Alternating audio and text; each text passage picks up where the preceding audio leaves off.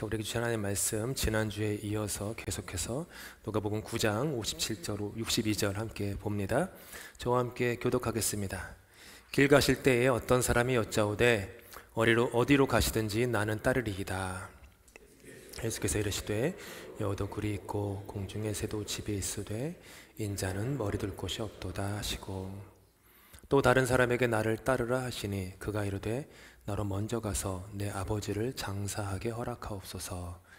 이르시되 죽은 자들로 자기의 죽은 자들을 장사하게 하고 너는 가서 하나님의 나라를 전파하라 하시고, 또 다른 사람이 이르되 주여 내가 주를 따르겠나이다마는 나로 먼저 내 가족을 작별하게 허락하소서. 예수께서 이르시되 손에 쟁기를 잡고 뒤를 돌아보는 자는 하나님의 나라에 합당하지 아니하니라 하시니라. 아멘. 오늘 예수께서 이르시되라는 제목으로 함께 말씀 나누겠습니다. 아프리카에는 그 새를 잡는 그 오래된 전통적인 방식이 하나가 있습니다. 제가 가르쳐 드릴 텐데 실행하지 마십시오. 별로 이렇게 작동은 안 할 겁니다. 아프리카에서 새를 잡는 방식인데 그냥 새가 아니라 욕심 많은 새를 잡는 방식이에요. 아주 단순해요. 두 가지만 준비하시면 됩니다. 아주 짠 먹이랑 많은 양의 물, 그것만 딱 두면 돼요. 그러면 여러 새들이 와서 먹을 만큼 먹고 마실 만큼 마시고 가는데, 그 중에 하나 욕심 많은 새들이 섞여 있어요. 아주 욕심이 많은 새들. 그러면 먹이를 먹고 짜니까 물을 마십니다. 그러면 날아가야 되는데 욕심이 많잖아요. 그러면 또 먹이를 먹습니다. 짜잖아요. 또 물을 마십니다. 또 욕심이 생기잖아요. 또 먹습니다. 짜잖아요. 물을 마십니다. 자기도 모르게 배가 부릅니다. 몸이 비대해집니다. 제대로 날 수 없는 것도 깨닫지 못할 지경으로 처하게 됩니다. 그러면 사냥꾼이 뭐 하는 줄 아세요? 그냥 휘파람 불면서 룰루랄라 와가지고요, 날지 못하는 새를 손쉽게 잡는다고 합니다. 이게 아프리카에서 욕심 많은 새를 잡는 아주 오래된 전통 방식입니다. 욕심으로 인해서 내 몸이 무거워진 줄도 모른 채 날지 못하는 거예요. 날지 못하니까 기다리는 것은 죽음입니다. 근데 이게 어찌 욕심 많은 새의 이야기이겠습니까? 저와 여러분의 이야기 아닙니까? 우리 내면 깊숙한 곳에는요, 교회 올 때는 다 좋게 와요. 저도 이렇게 양복 입고 또 오늘 오시느라고 또 보니까 어디 보자, 화장도 예쁘게 하셨네요. 분도 많이 바르시고 그러셨는데, 우리 속에는 여러 종류의 가면을 쓴 욕심과 집착들이 있습니다. 이게 우리 안에는 있어요. 내 영혼이 무거워지는 줄도 모른 채 계속해서 욕심을 꾸역꾸역 내면에 집어넣습니다. 때로는 죄송한 말씀이지만 하나님과 말씀조차도 나의 욕심을 먹이는 먹잇감으로 삼아서 내 내면에 계속 집어넣습니다. 내 욕심과 같이 공명하는 말씀이 나오면 아멘, 할렐루야. 근데 내 욕심을 거스르고 내 욕심을 부수라는 말이 나오면은 안 나오죠. 그러죠. 오늘 예배의 은혜가 없었어. 말씀의 은혜가 안 돼. 이렇게 나가는 거예요. 그러다 보니까 스스로 깨닫지도 못하는 사이에 우리 영혼에 기름때가 낍니다. 덕지덕지 한 겹, 두 겹 붙습니다. 그래서 어느 순간 인생에서 저 푸른 천궁을 향해 내 영혼이 날아가야 되는데 날지 못합니다. 너무 기름때가 날개죽지에 꼈기 때문입니다. 오른쪽 날개죽지에는 욕심이라는 기름때가, 왼쪽 날개죽지에는 집착이라는 기름때가 껴가지고 퍼득퍼득 하는데 닭처럼 퍼득퍼득 할 뿐 창공은 날지 못합니다. 사냥꾼의 올무에 걸린 새의 욕심 많은 새의 운명이 되고 남는 건 결국 죽음뿐입니다. 성경의 말씀이 참 맞지 않습니까? 욕심이 잉태하면 뭐를 낳아요? 죄를 낳고 죄가 자라면 뭘 낳아요? 죽음을 낳는다. 욕심 많은 새 이야기 아닙니까? 욕심이 잉태하면 죄를 낳고 영혼의 때가 낀다라는 거예요. 영혼이 무거워진다라는 거예요. 죄가 자라면 죽음을 낳는다. 그 말씀이 버젓이 있는데도 한 귀로 듣고 한 귀로 흘리면서 계속해서 우리는 이 욕심 저 욕심 우리 몸에 잉태하게 하죠. 지난주에 이어서 오늘 우리는 예수님을 따르고자 했던 세 사람을 묵상하고 있습니다. 그들이 한 말을 한번 생각해 보십시오. 세 명 모두 주님 따를래요 라고 했습니다. 주님 따르겠습니다. 얼마나 아름다운 말입니까? 얼마나 좋은 말입니까? 심지어 첫 번째 사람은 어디로 가시든지 따르겠다고. 우리 찬송가 많이 하죠. 아골골짝 빈들에도 부름받아 나서니만 따르겠다. 이 찬양을 너무 많이 부르니까 어떤 한 목사님은 화가 나가지고 신학생들한테 신학교에서 그 노래 좀 그만 부르라고. 신학생들이 졸업할 때마다 골골짝 빈들에도 복음 들고 가오리다. 그 다음에 가가지고는 자기 욕심 채우는 목회하니까 그런 노래 그만하라고. 무슨 아골골짝을 갑니까? 빈들에 갑니까? 화려한 도시, 환호와 함성이 있는 곳을 찾아가죠. 이 사람이 했던 말은 이 세 사람이 했던 말은 좋은 말이에요. 예수님 따르겠습니다. 어디든지 가겠습니다. 그런데 예수님께서는 그들의 말에 아주 조금도 감동을 받지 않으세요. 마음이 움직이질 않으세요. 그러니까 우리도 예수님께 말할 때 잘 생각하고 말해야 됩니다. 주님, 제가 이것만 해주시면은요, 제가 이거 할게요, 저거 할게요. 저도 참 돌아보면 얼굴이 화끈화끈거리는 기도 옛날에 했던 기억이 지금도 막 있어요. 감히 여러분께 부끄러워서 말을 못하겠지만 옛날에 그냥 그게 전부인 줄 알고 주님, 그러면 꼭 조건을 답니다. 이거 해주시면 제가 이렇게 다 뻥입니다. 속된 말로. 근데 욕심으로 하는 거예요. 욕심으로. 주님은 그 반대의 말씀을 하세요. 특별히 어디든지 예수를 따르겠다며 호언장담하던 사람한테 이렇게 말씀하시잖아요. 여우도 굴이 있다. 공중에서도 집이 있다. 근데 나를 따르는 길에는 집이 없네. 그래도 따를래? 따르시렵니까? 런던에 소문나는 거예요. 교회 가면 집이 없어. 집이 안 생겨. 그렇지 않아도 런던에 집값이 올랐는데 예수 믿으면 집 못 사. 그 사람들이 따르는 그 예수라는 분은 집도 없이 살았대. 누가 교회 다닙니까? 다들 교회 옵니까? 교회 가서 이렇게 하면은 축복받아서 집 사겠다. 그런 마음으로 다 오죠.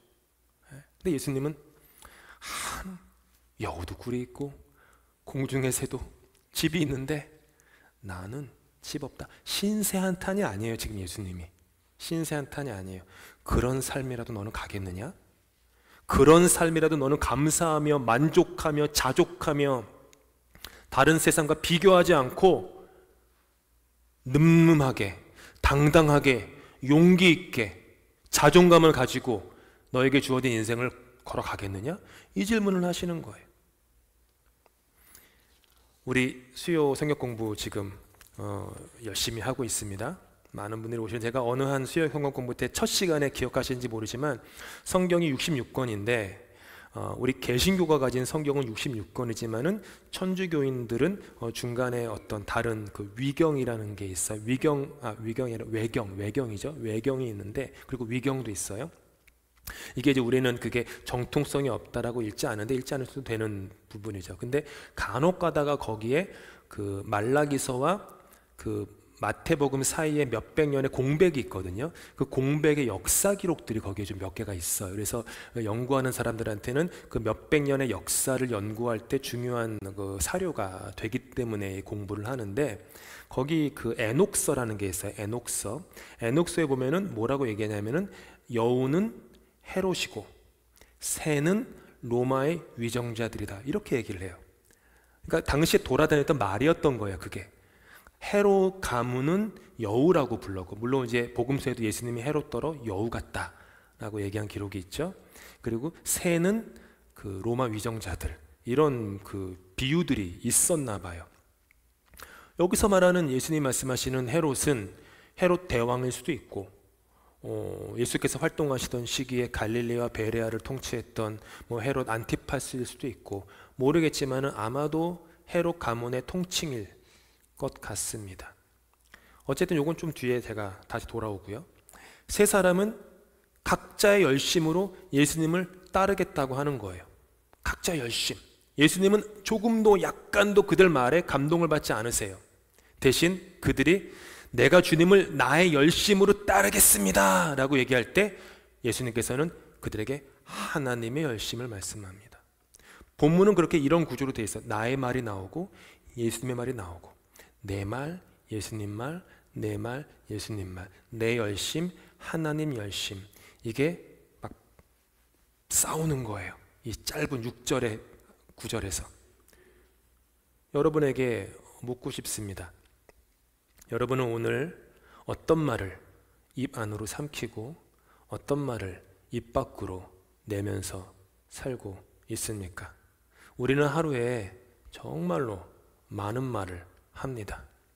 신경정신분석학자인 루안 브리젠단에 따르면 남자는 하루에 평균 7,000단어를 말하고요. 0단어예요. 영어 단어. 그러니까 한국 단어는 잘 모르겠어요. 조금 적을 수 있겠죠. 7,000단어. 여자는 얼마일까요? 남자보다 많겠죠? 몇 배쯤 많을까요? 3배. 2만 단어라고 합니다.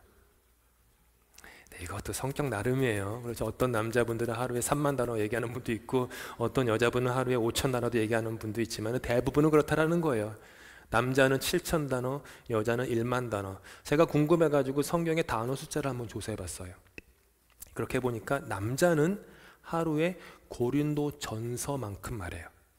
고린도 전서의 글자 수만큼. 여자는 누가복음서만큼 말해요. 그러니까 하루 동안 여러분은 누가복음에 나오는 단어만큼 말하는 거예요. 여자분들은. 누가복음은 그리고 오늘 보면 우리에게 말하는 거예요. 너희는 그렇게 수많은 말을 한다. 그런데 예수님은 이렇게 말씀하신다. 그리고 질문해요. 너는 누구의 말을 듣겠느냐? 이 질문이에요. 누구의 말을 듣겠느냐? 저희 바로 옆집에는 팔레스타인에서 이민 온 가족 3세대가 살고 있습니다. 저랑 아주 친하게 지내는 가정이에요. 아주 그냥 틈만 나면은 그 할머니께서 이렇게 팔레스타인 전통 음식 만들어서 갖다 주고, 우리는 한국 음식과 한국 과자 뭐 등등등, 또 그분들은 이제 드시지 못하는 음식들이 있으니까 좀 신경 써서 드려야죠. 그렇게 잘 챙겨 드립니다. 당연히 무슬림입니다. 당연히 무슬림이죠. 근데 그냥 올해 여름에 그 딸들더러 우리 교회 썸머캠프 좀 오라고 제가 못 모르고 얘기하겠죠. 너무 마음이 좋으셔서 한번 듣고 마시더라고. 절대 오지 않죠, 교회는. 근데 한번 썸머캠프 와보라고 얘기는 했었는데, 아무튼 당연히 무슬림입니다. 그분들은 꾸란을, 옛날 한국에 코란이라고 했는데 원래 단어가 꾸란이니까 요즘은 다 꾸란이라고 써요. 꾸란을 신성시하며 아주 소중하게 다룹니다. 여러분보다도 훨씬 더 소중하게 다뤄요. 알아보니까 무슬림마다 차이는 있는데 대략 1년에 적어도 꾸란을 3독한다고 합니다. 대부분의 무슬림들이 3독. 물론 꾸란이 우리가 가진 성경의 10분의 1의 분량입니다. 10분의 1, 거의 정확하게 10분의 1 분량이에요. 성경에 나온 아브라함, 요셉 얘기들이 거기에 다 있어요. 좀 간략하게 돼 있는 내용이죠.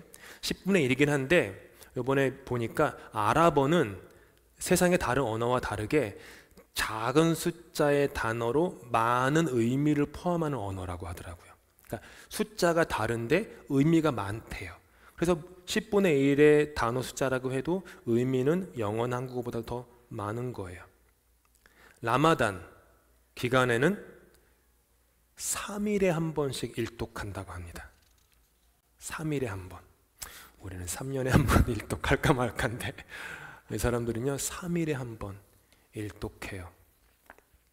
저는 지금 성경을 많이 읽으시라는 그런 초보적인 수준의 말을 여러분께 드리고자 하는 게 아닙니다. 기도를 더 많이 하십시오라는 그 초등학문의 수준을 말씀드리는 것도 아닙니다. 쉬운 게 뭔지 아십니까? 정말 쉬운 건 성경을 하루에 10분 읽고 기도를 10분 하는 거 되게 쉽습니다. 그건 쉬워요. 많은 분들에게 어려울 수도 있지만 사실은 쉬워요. 하루에 기도 30분, 성경 1시간, 마음만 먹으면 누구나 다 할 수 있습니다. 정말 어려운 게 뭔지 아십니까? 겸손해지고 신실해지는 것. 이건 어렵습니다. 주일 예배에 참석하는 것 쉽습니다. 손 들고 찬양하는 것 쉽고 헌금 드리는 것 쉽습니다. 눈물 흘리는 것도 심지어 쉬워요. 여러 종류의 사역을 하고 어려운 사람을 도와주는 거 맘만 먹으면 다 할 수 있는 쉬운 일입니다. 그런데 그리스도인으로서 예수를, 그분의 성품을 닮아가는 것, 겸손해지는 것, 신실해지는 것, 자기를 부인하는 것, 자기 십자가를 지는 것 무척 어려워서 오늘 성가대 찬양한 것처럼 내 힘으로는 가당치도 않습니다.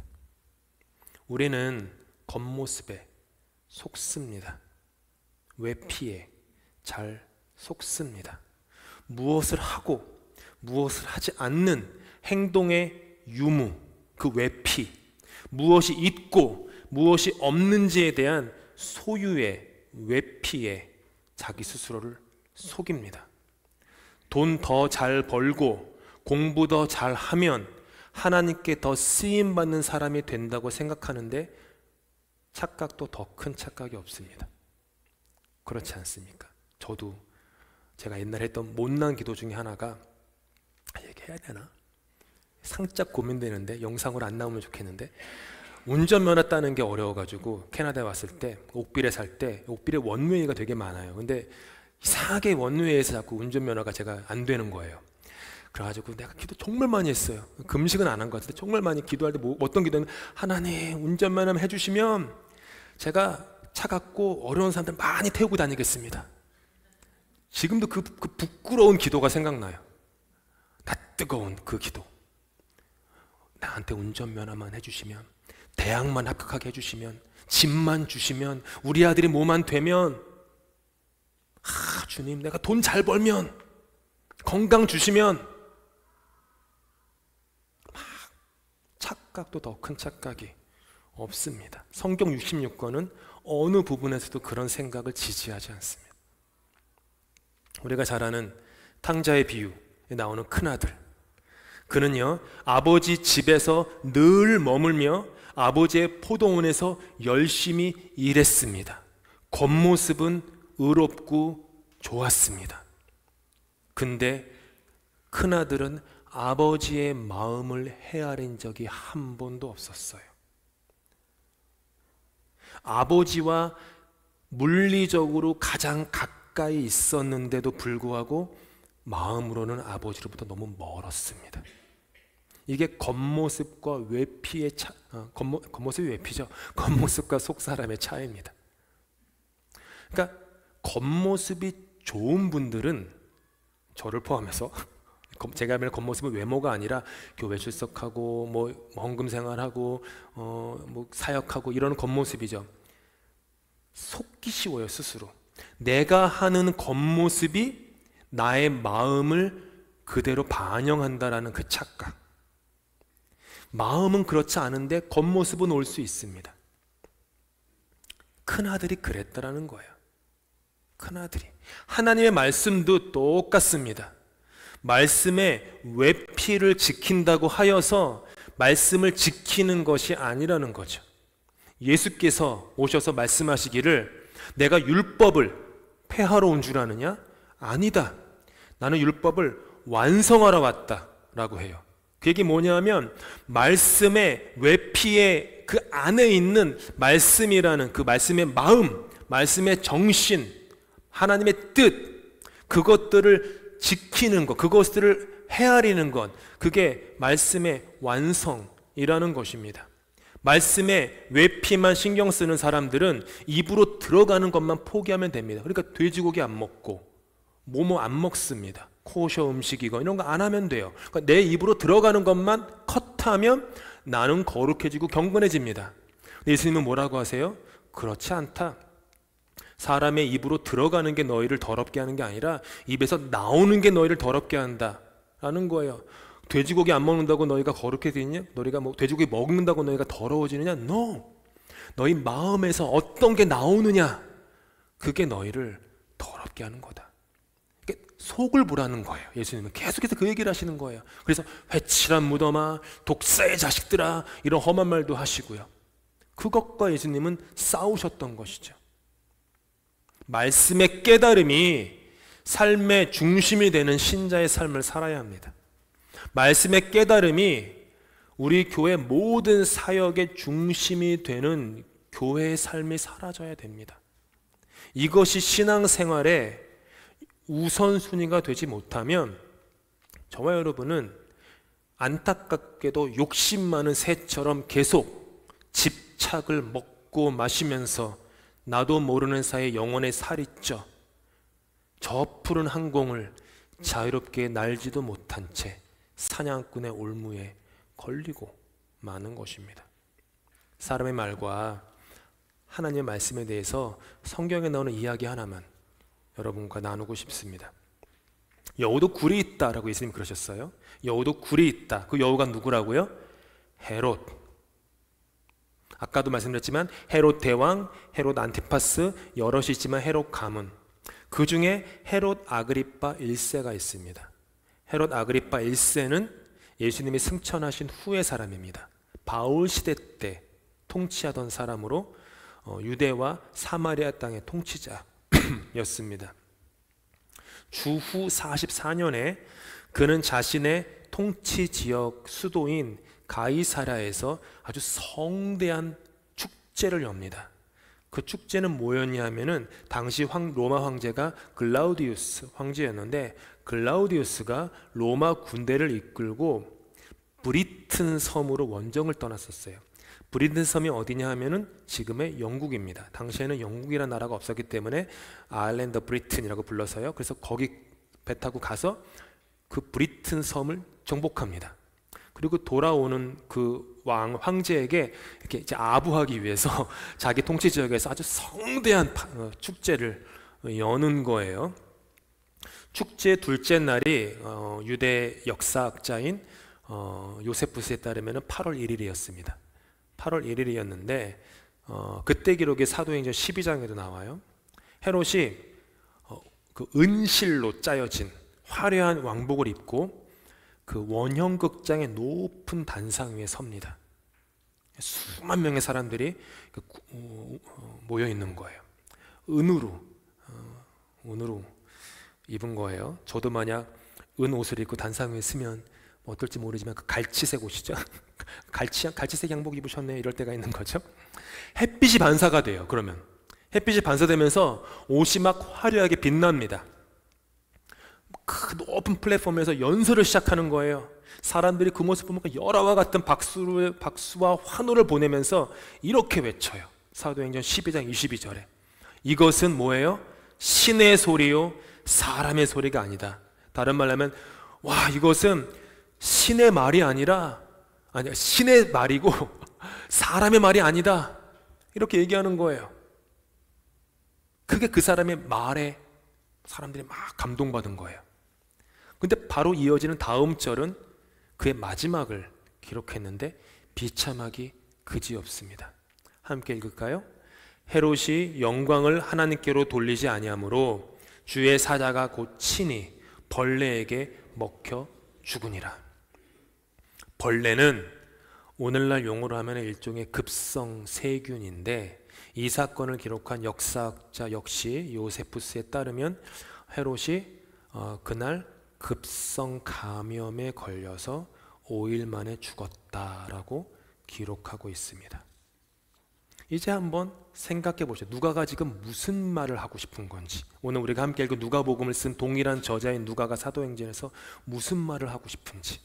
원형극장 높은 곳에 올라서 화려한 용포를 입고 말을 할 때 사람들은 그의 말이 사람이 하는 말이 아니라 신이 하는 말이라고 호들갑 떨었습니다.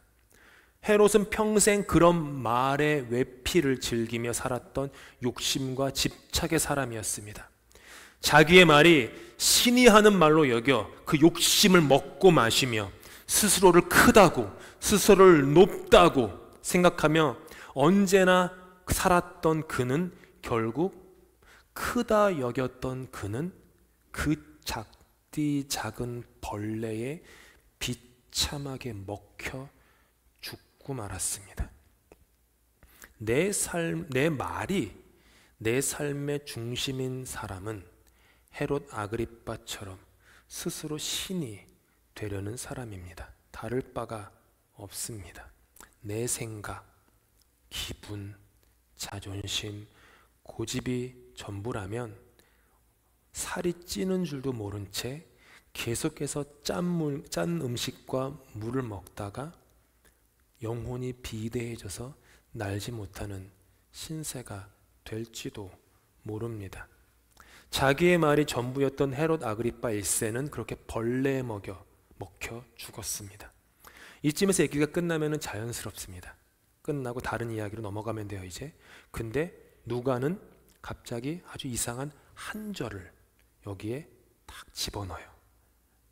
24절이에요. 함께 했습니다. 하나님의 말씀은 흥왕하여 더하니라. 이게 누가의 포인트예요.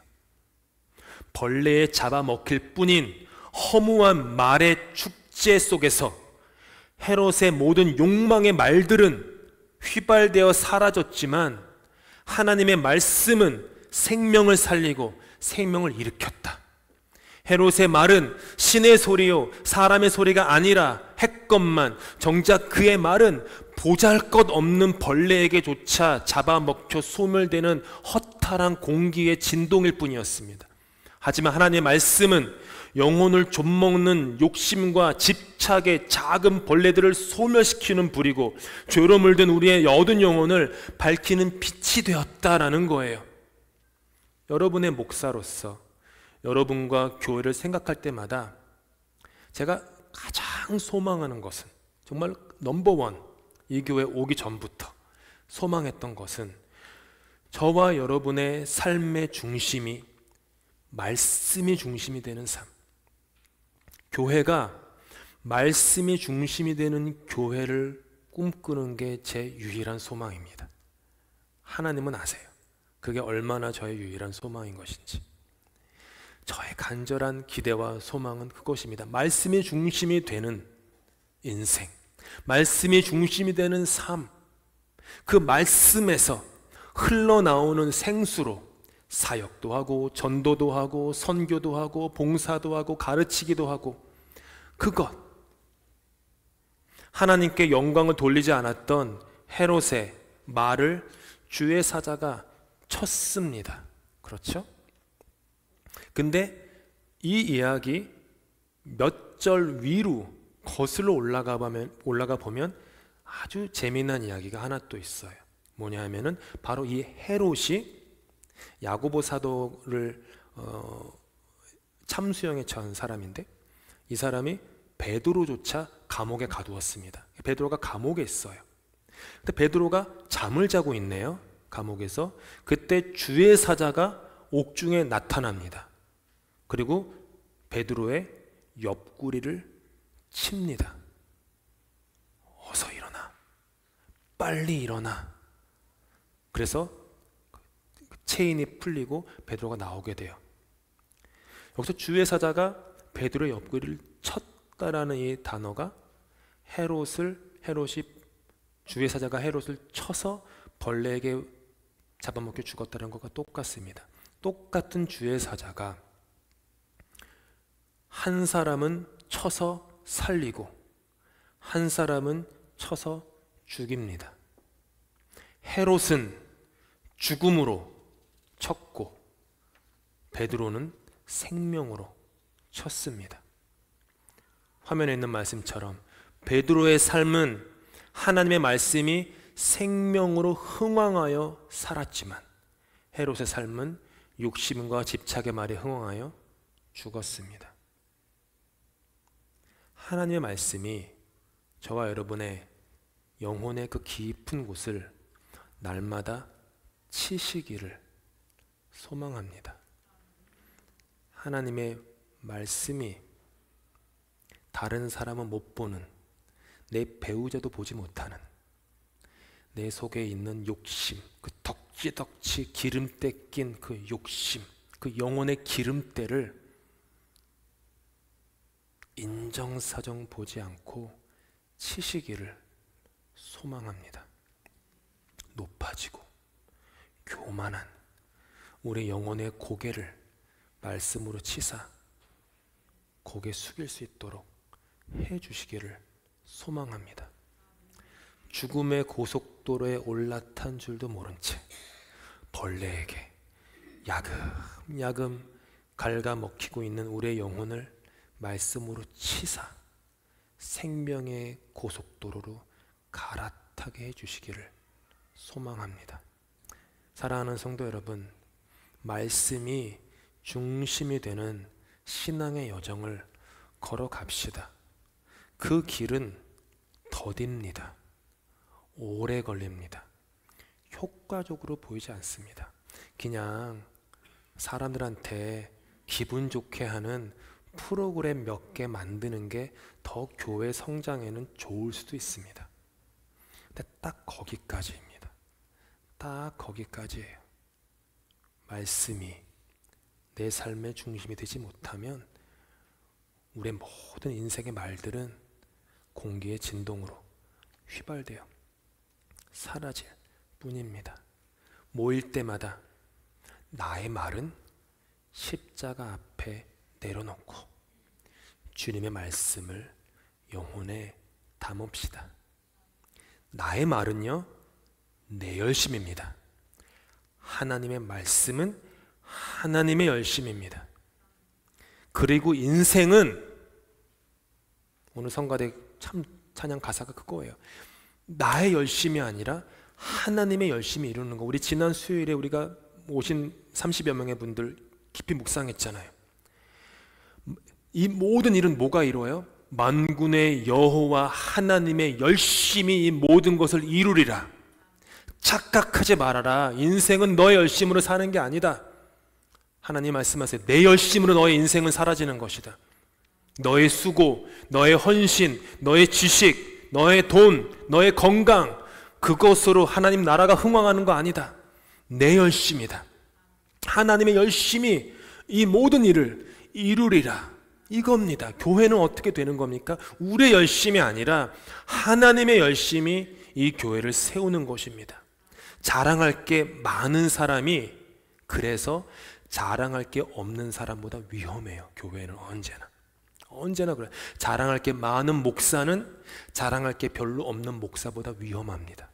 내 자랑이 많아지거든요. 내 열심이 하나님의 열심을 넘어서거든요.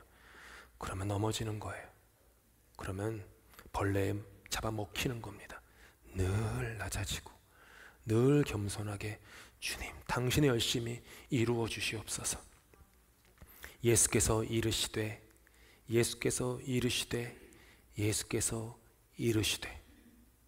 이 말이 신약 성경에 3,000번 정도 기록되어 있습니다.